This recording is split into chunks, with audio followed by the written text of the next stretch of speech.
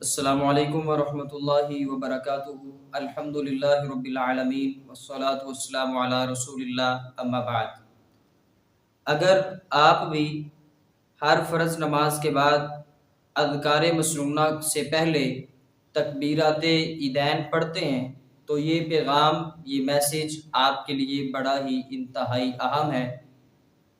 فرض نماز کے بعد اذکار مسنونہ سے پہلے تکبیرات عیدین پڑھنا محمد رسول اللہ صلی اللہ علیہ وآلہ وسلم کی تعلیم نہیں ہے، نہ ہی آپ صلی اللہ علیہ وآلہ وسلم کی یہ سنت ہے، اور نہ ہی یہ آپ صلی اللہ علیہ وآلہ وسلم سے ثابت ہے۔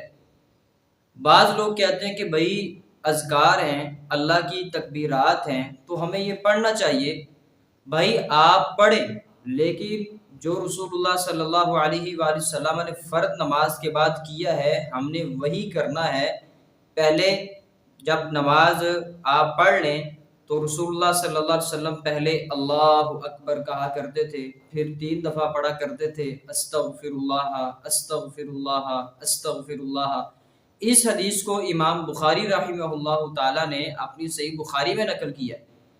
تو اذکار مسنونہ سے پہلے تکبیرات عیدین پڑھنا محمد رسول اللہ صلی اللہ علیہ وآلہ وسلم کا عمل نہیں ہے۔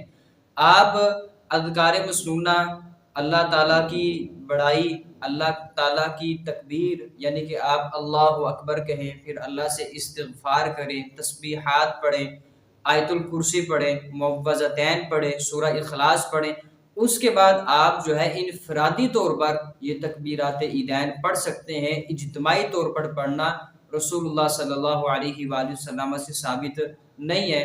اللہ سبحانہ و تعالی ہم سب کو صحیح معنوں میں کتاب و سنت پر عمل کرنے کی توفیق عطا فرمائے۔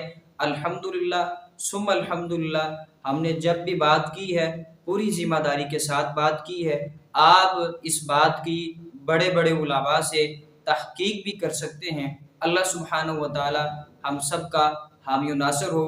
اللہ ہم سب سے دین حنیف کا کام لے۔ ھذا ما کان عندی واللہ اعلم بالصواب۔ السلام علیکم ورحمۃ اللہ وبرکاتہ۔